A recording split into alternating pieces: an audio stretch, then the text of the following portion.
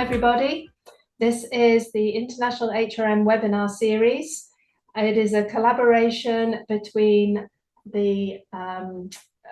myself, Elaine Farndale, at Penn State University, the Center for International Human Resource Studies, Simon Fraser University in Canada, with Mila Lazarova, Penn West University in the US with Miguel Olivas-Rujan, and ESCP Business School, where we have Maral Maratpakova and Marion Festing.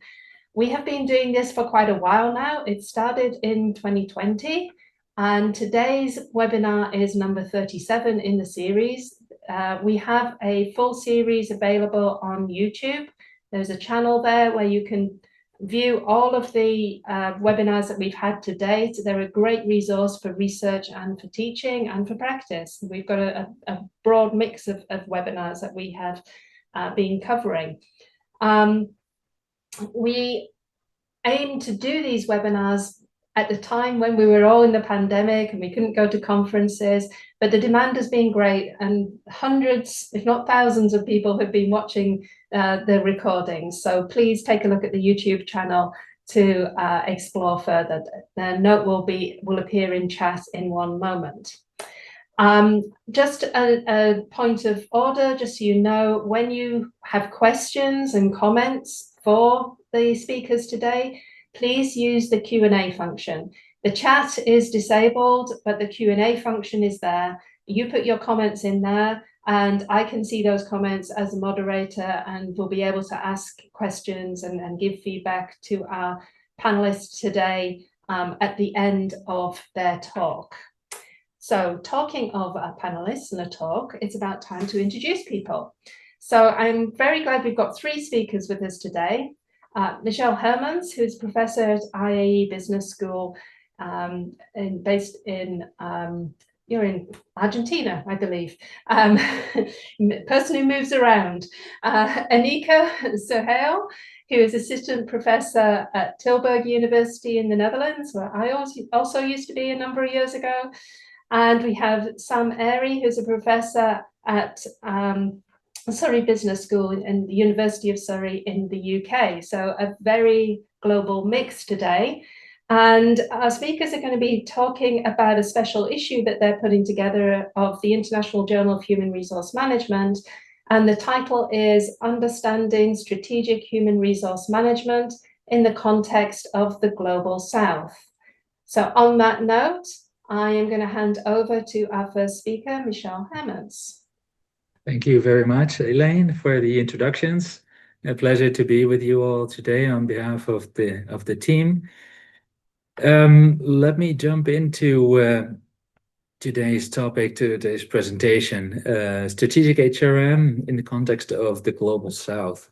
As you can see, we deliberately put the southern part of the global map on top because that's what we'll be focusing on today.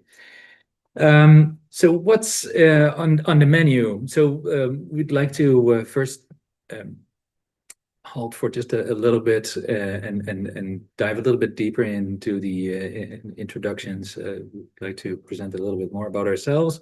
Then we'll talk about Global South context, some characteristics, commonalities with more developed contexts, differences.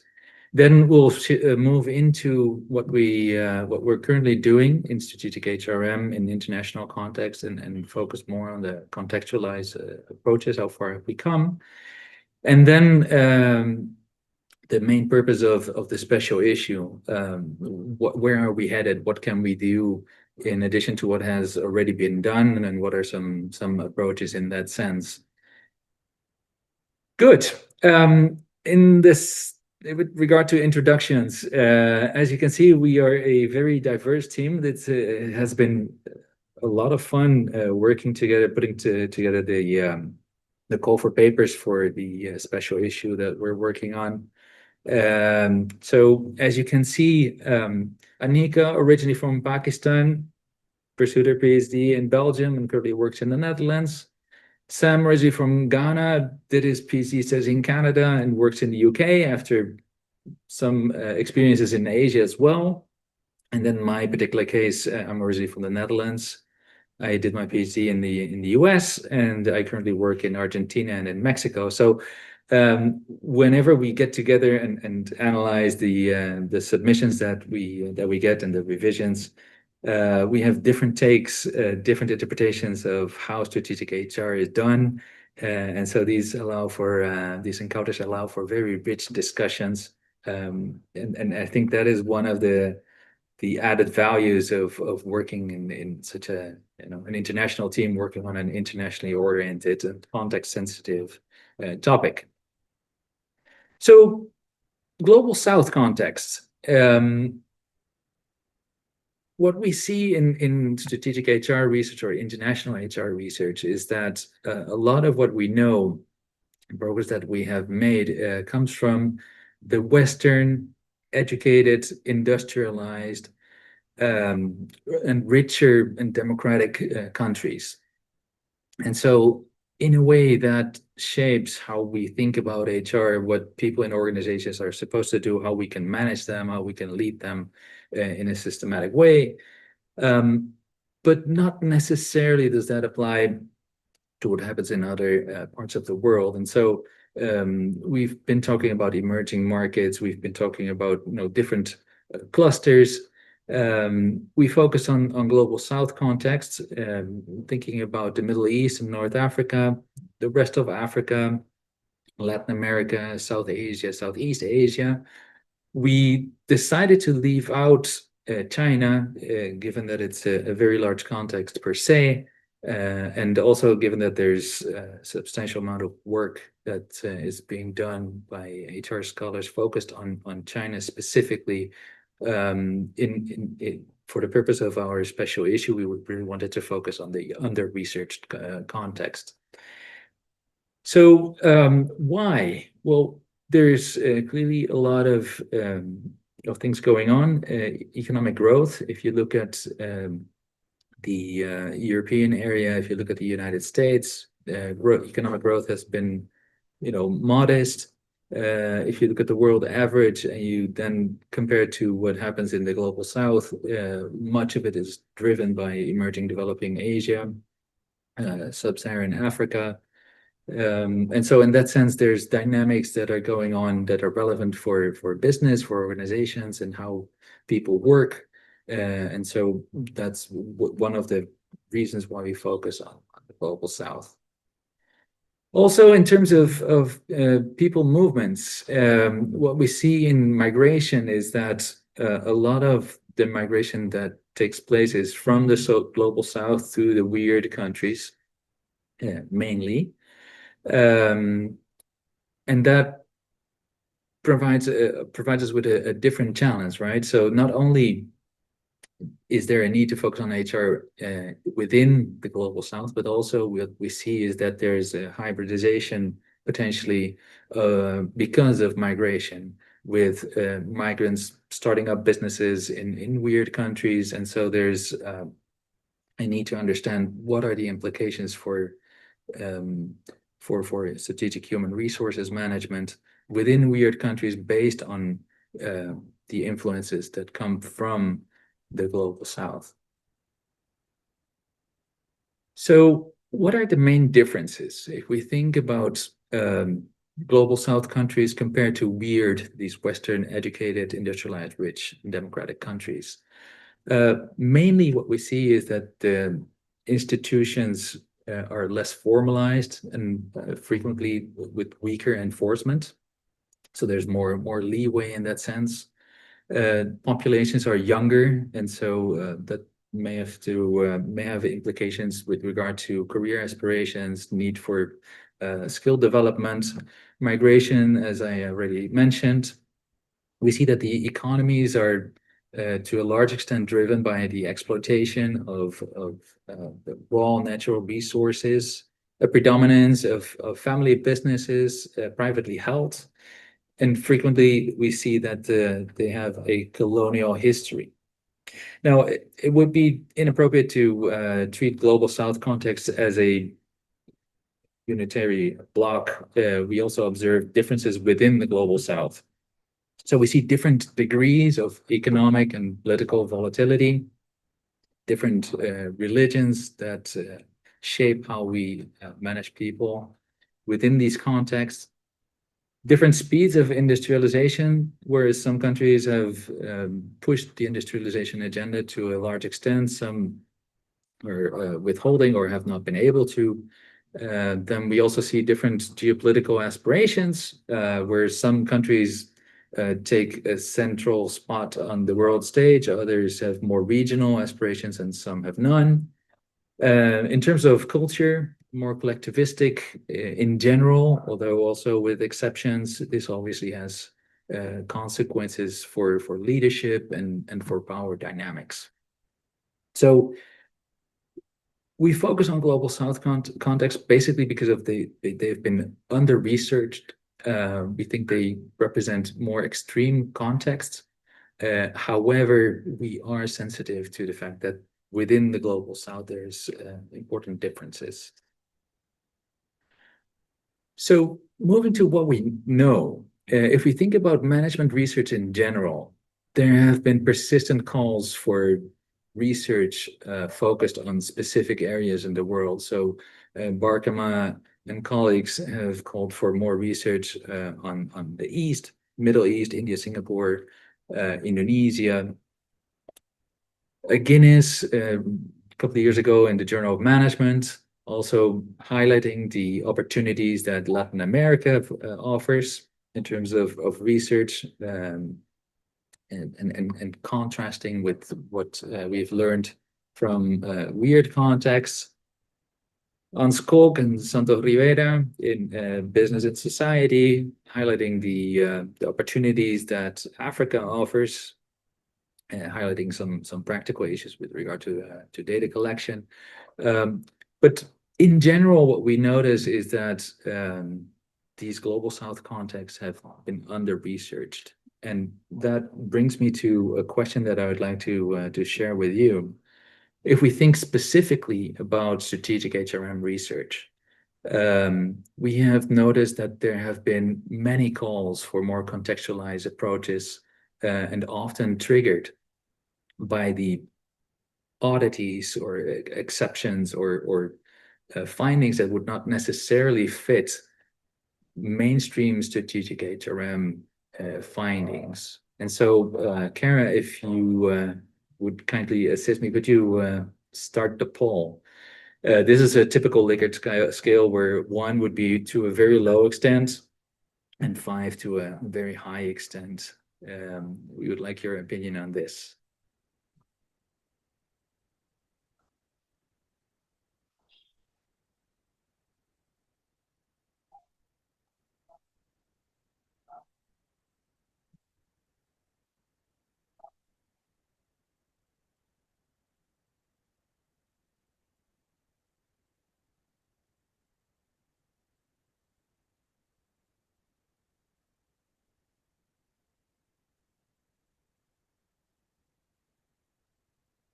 So I'll give it another 5 seconds.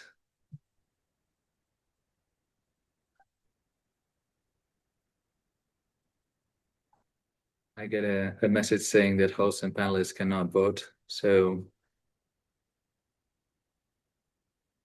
good. We should probably call it to an end in terms of the vote. Kara, could you please publish the results? Okay. Modest to some extent or to a low extent. Good. That means that there's work to do, and the relevance of our special issue is there. So thank you for your input on this. Let me close this and move on. So we have seen a lot in terms of international HRM scholars trying to uncover, especially the more or the less familiar contexts, going back to comparative work. I think Chris Brewster within Europe has expanded substantially. Rose Bott at Cornell has done within the call center sector, has reached less familiar contexts. Tony Edwards, Paul Edwards with the Intrepid Network, diving into different countries. Different approach also, Rabel et al. In Journal of Applied Psychology, a meta-analysis combining different findings obtained in different single or sometimes multiple contexts. We've been expanding on this, right? Thinking about Dave Ulrich at the University of Michigan, also with the Human Resource Competency Study. And so we're trying to get into these contexts, but these are large endeavors that frequently involve team coordination. It's not easy. And if we look at probably the most established study that's out there, if we look at the credit coverage, we notice that there's still work to be done. And so eventually we'll get there, but to make the most of these efforts, we really need to think about how we can account for context within our research endeavors. And so this is where I will hand it over to Anika to talk a little bit more about contextualized strategic HRM and what we've been doing so far. Anika, please go ahead. Thank you so much. Thank you so much, Michelle, for your insightful introduction on the relevance of context in the Global South, and also sharing about why context matters. I'll build on that by discussing why a contextualized approach to strategic human resource management matters, and briefly shed light on the way how the field of strategic human resource management in terms of context has evolved. So if we see the earlier work in strategic human resource management, we know that they have acknowledged context matters. For example, Beer model is in front of us, presented by Beers and colleagues in 1984, and the model emphasized situational factors such as workforce characteristics, business conditions, societal values. All of that has been recognized has an effect on HR choices that firms make. And they have embedded that in the wider institutional and stakeholder context. In short, the field of strategic human resource management began with system view in which HR was inseparable from its contextual environment. However, as the literature matured, a different emphasis emerged. And we see that strategic human resource management, as they develop, most of the research became concentrated in what we now call as weird countries context, which is Western, educated, industrialized, rich, democratic countries. Also, I see that mainly scholars from psychology background, IO background, they have focused narrowly on unbundling the inside of what's happening inside the firm when HR practices are implemented and how it affects firm performance. This is what you see on slide, meta-analysis by Zhang and colleague in 2012, showing AMO model, and they show that how HR practices affects human capital, employee motivation, ultimately influencing employees' outcome and firm financial performance.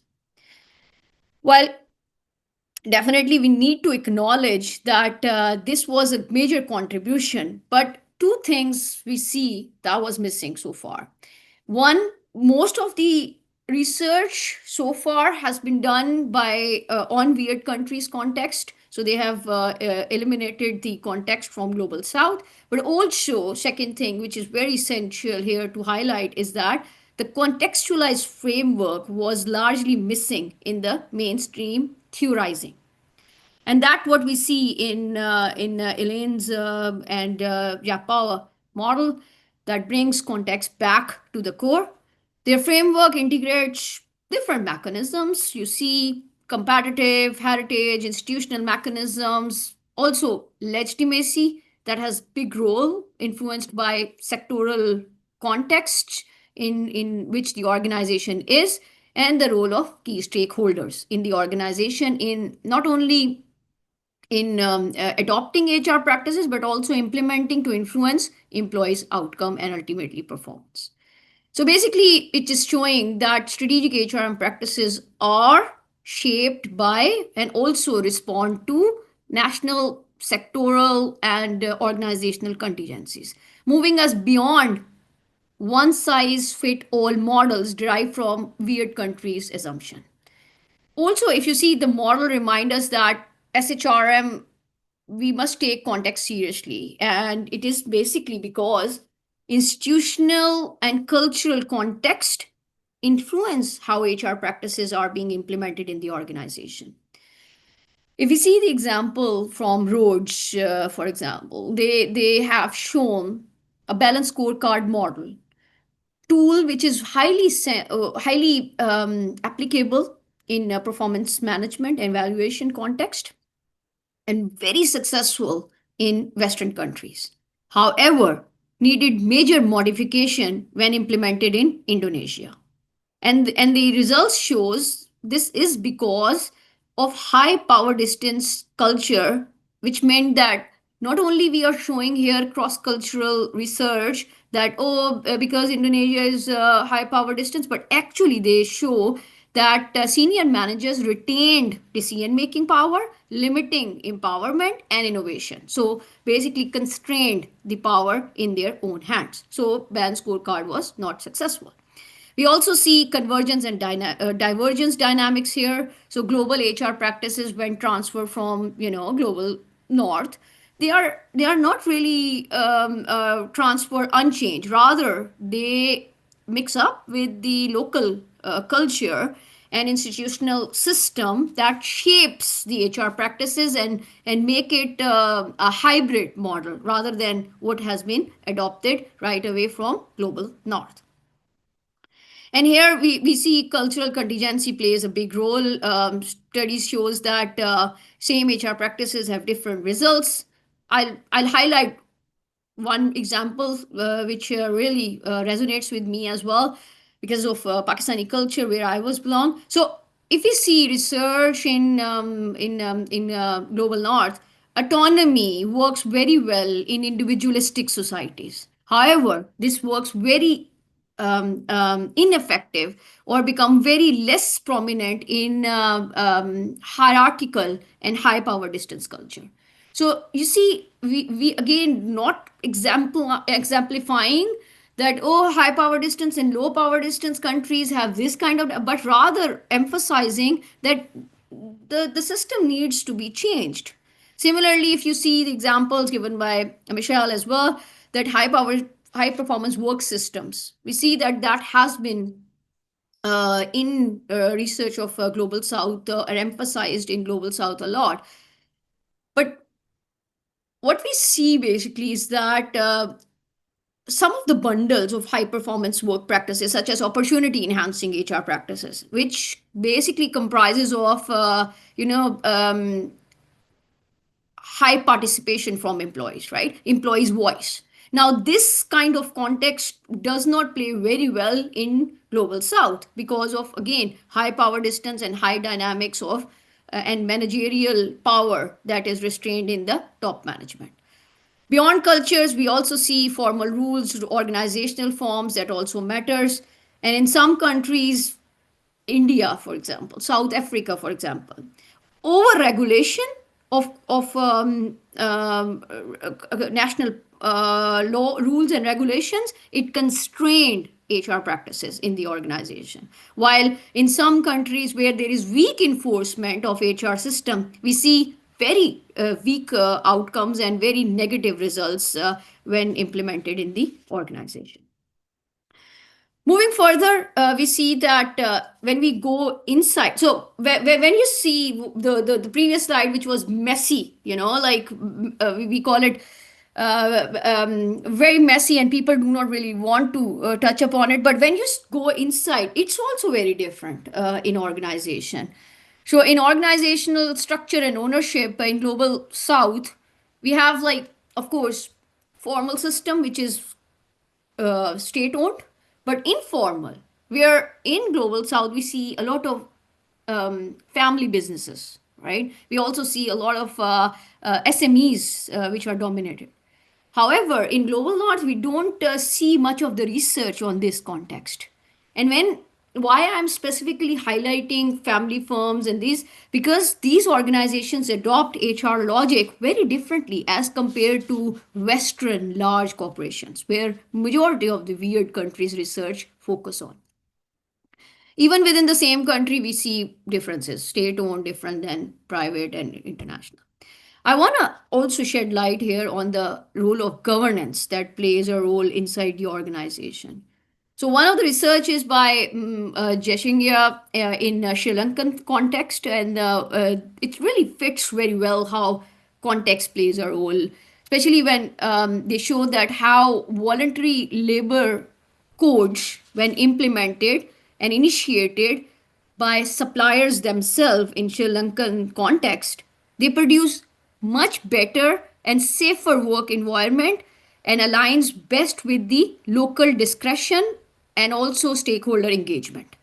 Because stakeholders and shareholders have given these codes, it was much appreciated.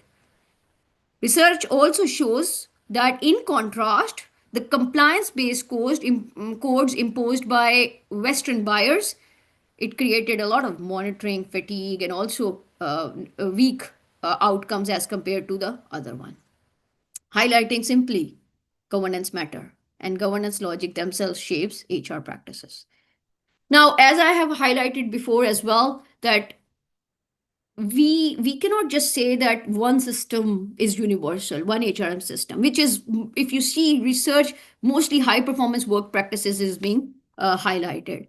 But research from China shows that effective HRM is neither commitment oriented nor purely control oriented, but rather hybrid system that is actually prevailing in majority of the organization. But I have not came across any research in global north part which shows that, okay, we do have different systems that are going on in the organization, but rather focus on one system of HR practices, that is it.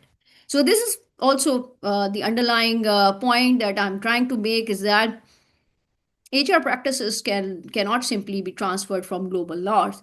Rather, it needs hybridization, adaptation, and contextual embedding. Central question here is no more do HR practices works. However, we need to shift the focus that what shapes the adoption and implementation of HRM practices in specific context. And naturally, this leads us to the next step, asking where the field is heading. And I'll give the floor to Michelle to show us how we are moving forward as a field. Very well. Thank you, Anika. So as I mentioned, we have had heated discussions about where the field is headed, specifically focusing, as Anika said, on the antecedents, but also thinking about the workings of how we do HR, the effects that we should focus on, and what are the longer term consequences.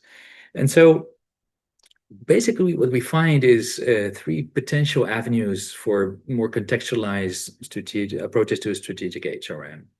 So the first one could be that perhaps global South contexts are just in an earlier stage of development. And so that would imply that the insights that we've obtained in weird contexts will eventually apply.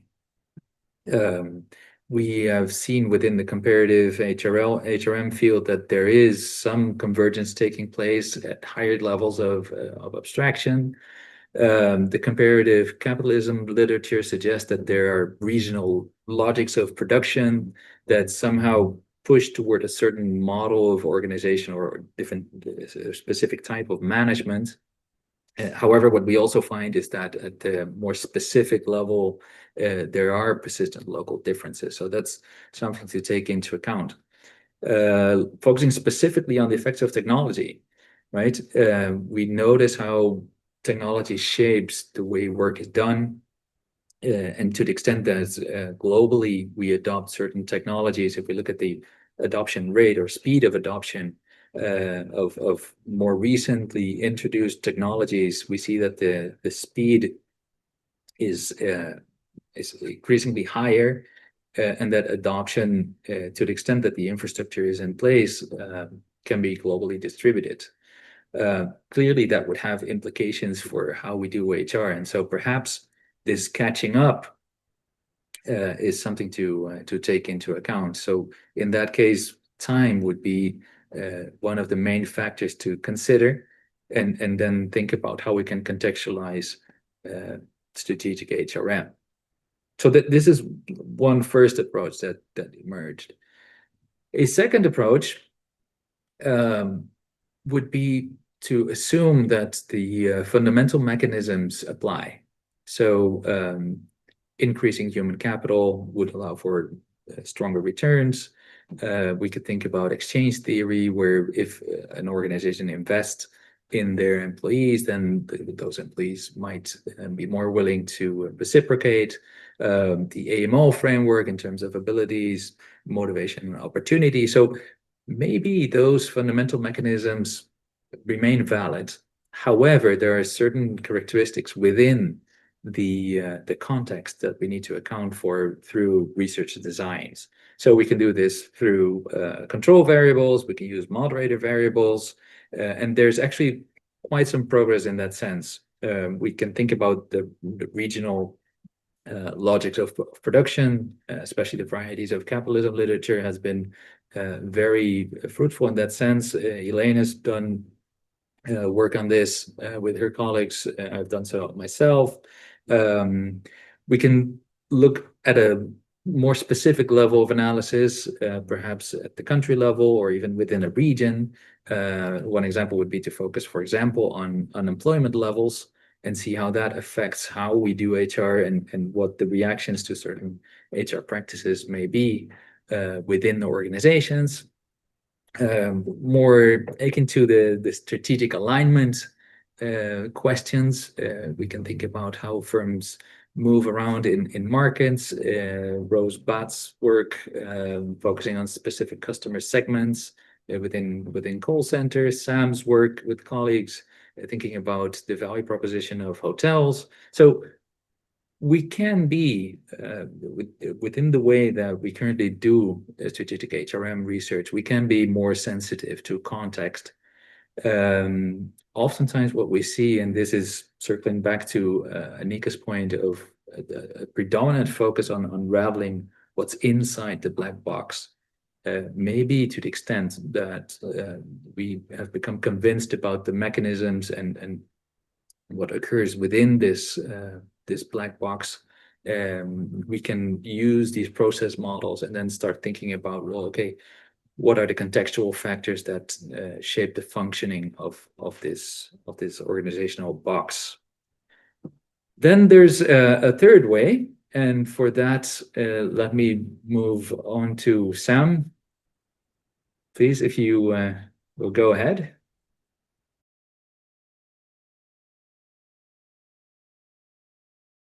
You need to put on the microphone. Thank you, Michelle. Thank you, Anika, for this excellent background discussions up to this point. And given what has been said so far, it is time for us to pause and ask ourselves, what claims can we make in SHRM as to developing universal knowledge that can be used to account for the management, the strategic management of employees across the board? Can I have my slides, please? Yeah, so here, what we have to remember is that the vitality of the field depends very much on the extent to which we can generate knowledge that can be used to understand how people are managed and the consequences.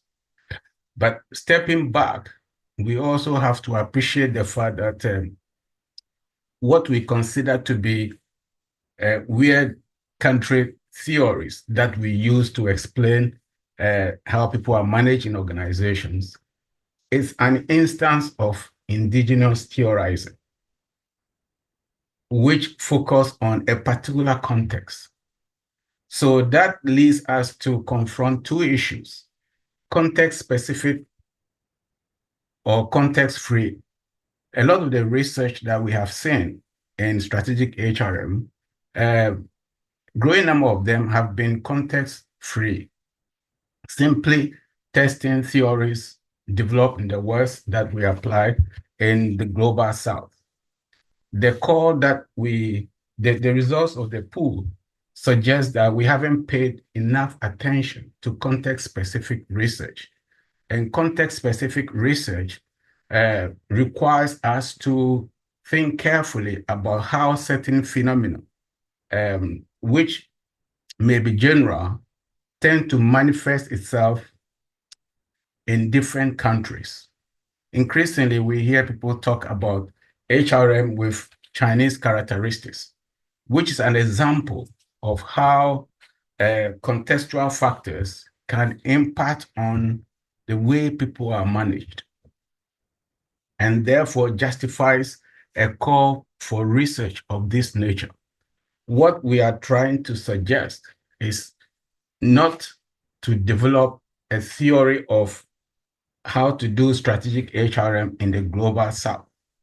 Rather, our intention is to help inject voices from the global South into mainstream discussions of how people should be managed strategically in organizations. To do this requires us to rethink the way we do research. Okay. So here we may be looking at how we conceptualize SHRM problems in the global South. And this is where we can embrace problematization. Iverson and Sandberg have done us a great deal of favor in terms of how to formulate research questions. To them, for many of us, we tend to focus on gap spotting as a way of motivating our research. But given what we know and given the discussions that have preceded, gap spotting research, as far as SHRM concerned, especially from the global South or a contextualized perspective, gap spotting may only lead to identifying boundary conditions, important as they may be. But to fundamentally speak to the issues that concern us, we must embrace problematization, which would mean that we would have to start challenging the assumptions that underlie existing theories. Okay. For example, a lot of organizations in the global North may be profit-driven. They have a profit motive. Looking at the varieties of capitalism arguments, in certain contexts, profit may not be the dominant concern. If you look at Islamic banking, for example, profit is not the dominant concern. Okay. Therefore, if we are to look at the way strategic HRM is done in the global South, and we are to contribute to contextualizing HRM in order to enhance the relevance of the universal knowledge that we are developing, we need to look at the assumptions that underpin much of this research. And that way we'll be able to make contributions. And to do that, we are not parking the various theories which have been used aside. Those theories are still relevant, but we need to rethink how we conceptualize, how we theorize issues. Institutional theory has been around for a very long time. Researchers have used that to explain various phenomena. And one of the weaknesses of institutional theory, as far as we are concerned, is the argument that global South countries have a context where there are no institutions, institutional void. having weak institutions, weak regulatory powers and whatnot, for us, do not suggest institutional void. There are institutions, and these institutions play a role. So for us to meaningfully account for how HR practices are adopted and implemented, and therefore have their effects on that have been theorized, we need to look at institutional logic. And institutional logics aligned with existing theories would do a better job of helping us to appreciate what is going on, and therefore providing a more substantive understanding of the issues that we are interested in. This reminds us of Anchoi's argument that we should start looking at various issues from an outside in and inside out perspective, which requires us to adopt a methodology which aligns with pragmatizing. Okay. We obviously, nobody is suggesting that we should stop doing quantitative research, but if you remember Coquit and Zapata-Phelan's work on theory testing, clearly, simply testing theories or testing hypotheses based on existing theories, helpful as they may be, may not be shaking the field as such. So for us to go deep, we need to think about qualitative methodology in all its forms. We have received submissions, that suggest or uncover the various dynamics that go on and the social relations that shape the adoption and implementation of HR practices. These dynamics we will not be able to uncover them if we were only to use quantitative methods. So by and large, what we are proposing is that we have to start with qualitative methodology, in some cases, a mixed method approach. And using mixed method approach would help us to not only develop theory, but to test theory. And that way, we'll be making the maximum contribution to understanding how employees are managed across contexts, and also highlighting the importance of and the relevance of the theories that we are developing. Remember, our goal is to uncover universal knowledge. And to do that, we cannot ignore a big part of the world with its growing populations and whatnot. And what is interesting is that Michelle mentioned migration, okay, and also multinationals from developing or global south, setting up shops in the global north.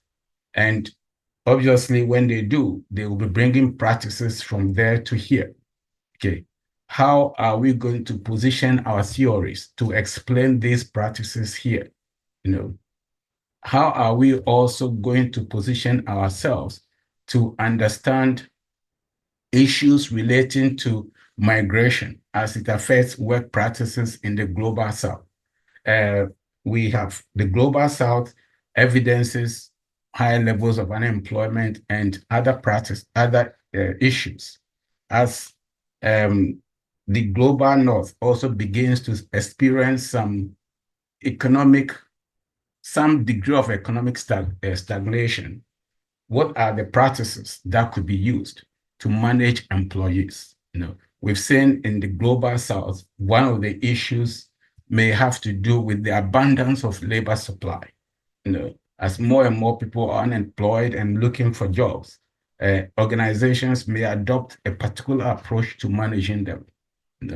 And as we experience these things in the global north, our organizations in the global north also going to adopt similar practices. And how would these practices align with the institutions that they have? So there are quite a number of challenges facing us as we move towards contextualizing strategic HRM and by implication, enhancing its relevance in terms of accounting for how practices are adopted, implemented, and the consequences that they have, not only for the organizations, but for employees and their communities. So we hope that our listeners and academics in this field will take up the challenge to more closely look at HR practices, their adoption and implementation in the global south, and how that will inform our understanding of SHRM in general. We haven't touched on the specifics of what goes into an HR system.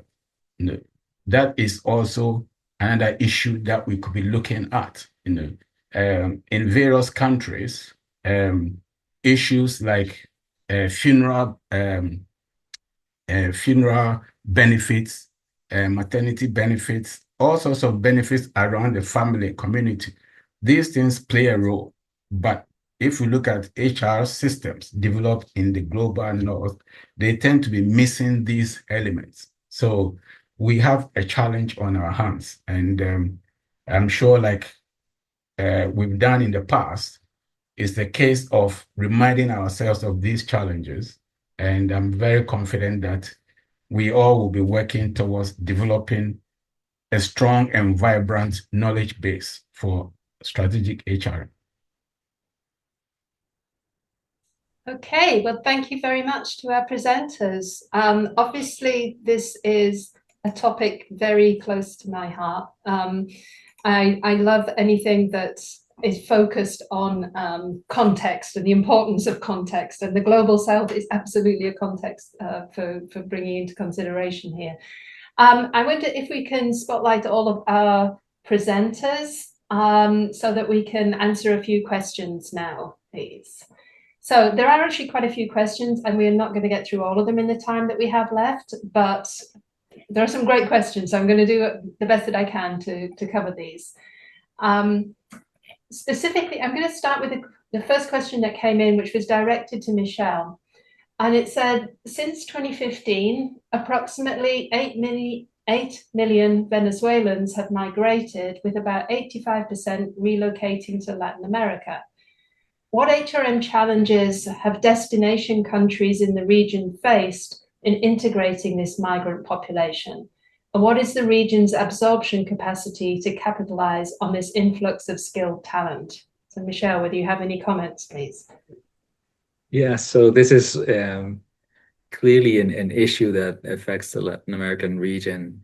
And I would argue that the reactions have been diverse, to a large extent informed by governments to one extent, employment rates within the receiving countries.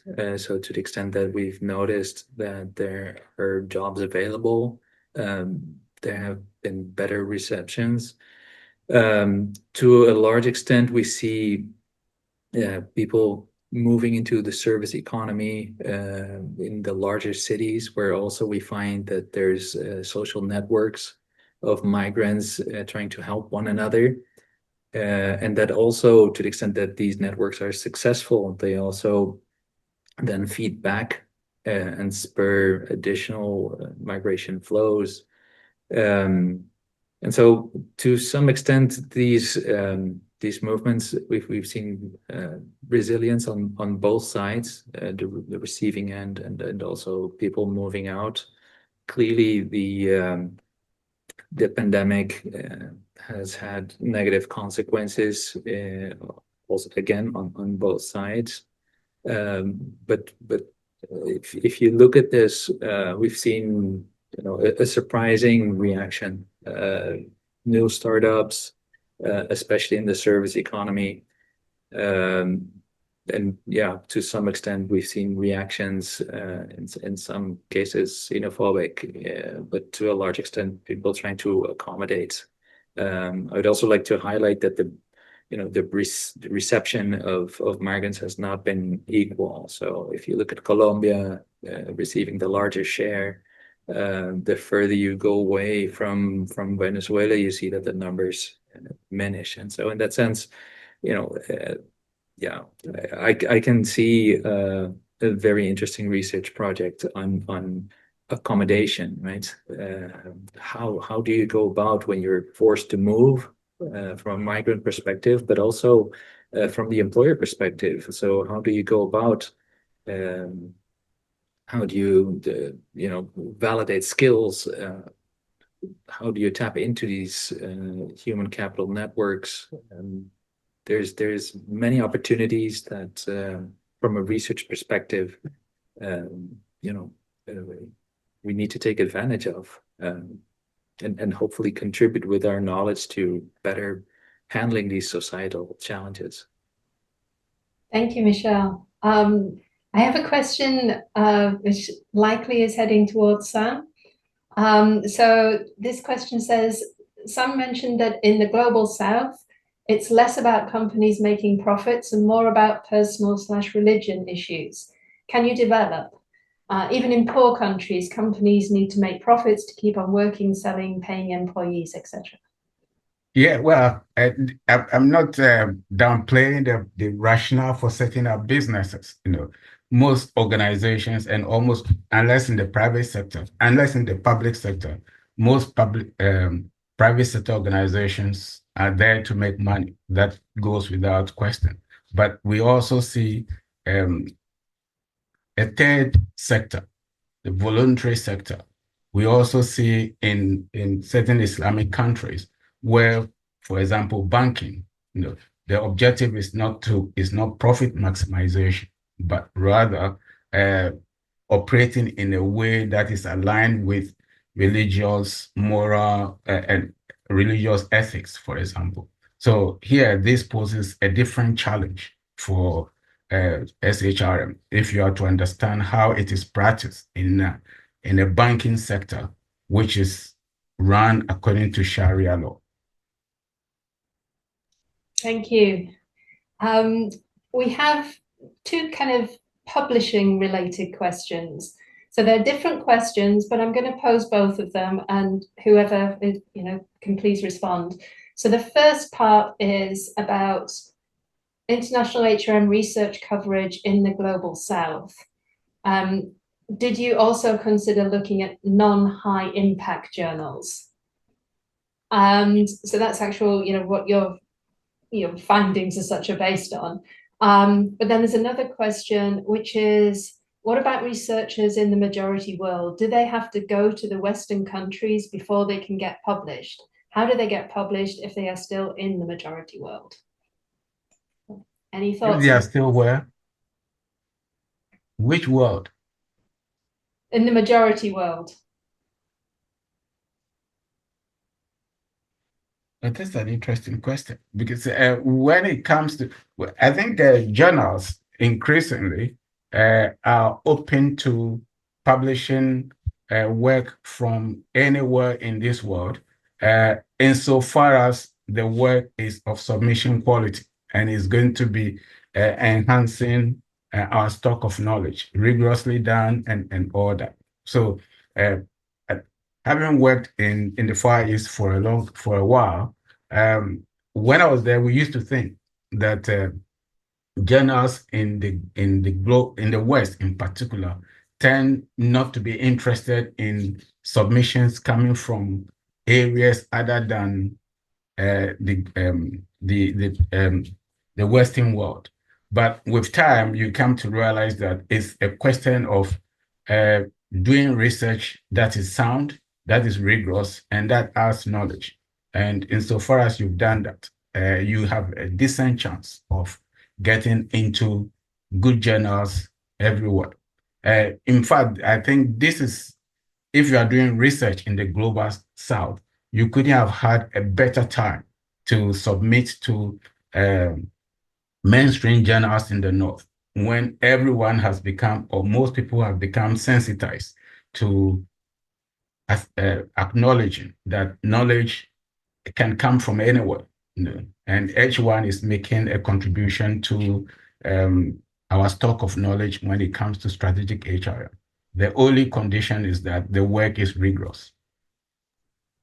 I think that's a key point, though, Sam, that you make at the end. It needs to be rigorous work, and a lot of conversations before have been around the training that people can receive. If you're trying to get published in journals that people around you are not publishing in, how do you break through? How do you get that opportunity? How do you get the mentorship and things that you need?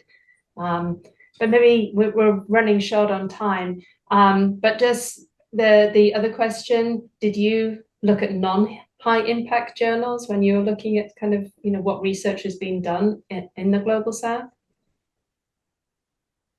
I don't think we paid as much attention to non-high impact journals. I think, and that is something that we are all guilty of. Maybe because we tend to think, well, the work there might not be rigorous, they use different standards and that sort of thing. But it's worth our while to expand the net to look at a whole range of journals and make a decision as to which ones we think will be contributing to our stock of knowledge. Thank you. I'm going to squeeze one little, well, it's a really long question, but I'm going to cut it down and just try to get one last question in. It basically says, thanks for unfolding Global South and International HRM. They're asking for a little bit more information about some things. And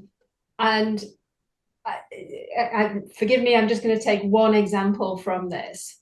And it is how the authors plug in high performance work systems unique to the Global South. So I think this is the story about, what belongs in high performance work systems in the Global South. How should we be thinking about doing that research from a Global South perspective? And if the shorter the answer, the better, to keep us on time. Short and to the point would be great. Well, the fact that in Aneka's presentation, she alluded to a skill developed by Sun and Wright. That tells us that some of the elements, of course, we have the universalistic approach, which has been around for a while. We all accept that this approach may not cover everything that may be done in the Global South. I gave the example across much of the African continent, funerals and whatnot are considered a major part of life there. An organization may show its support by offering these opportunities like benefits, the social relational aspect of life, which could be captured in HR practices, this SHRM practices. So that is one way that we can look at how culture or cultural influences shape specific HR practices. Thank you very much. We are at time, so I want at the moment to thank everybody for the presentation. I believe you have one last slide you'd like to show. That's correct. So just to raise the curiosity levels, we are, I would say, at 80% of the process of getting the special issue on strategic HRM in the context of the Global South out. Hopefully that will happen early next year. Just to share that we've received some very interesting contributions from places that imply realities, what Sam was alluding to, that are fairly different, and challenges that organizations face, and hence the implications for how we do HR in a strategic way. And so far this has been, in addition to an editorial experience, it has been very much a learning experience as well. And we've had the privilege of working very closely with author teams And so we are very excited about, getting this work out and sharing it with all of you. So hopefully, when it comes out, you'll let us know. Also, as just a final pitch, we're trying to build on this special issue, and we're thinking about an edited book project. So if any of you have ideas on strategic HRM in the context of the Global South, please feel free to reach out, and we'll be looking forward to any ideas that you have, and look forward to collaborating. Excellent. Thank you very much for this opportunity. Thank you very much you. to our speakers. That's a great opportunity to get involved if you're doing research in the Global South, to reach out. You'll see in the chat at the moment, there are a few things being posted there about other opportunities of conferences and calls for papers. We will be posting the recording of this video on our YouTube channel. And again, you'll see something in chat there about how you can access that. And importantly, we have details of our next International HRM webinar series edition. And that will take place on November the 20th. And we'll have a panel of speakers talking about international HRM, talking about beyond one size fits all, contextualizing gender diversity management in global organizations. So we look forward to seeing you again in a couple of months. So thank you everyone for attending today. Thank you to our speakers, and carry on enjoying the series. Take care, everybody.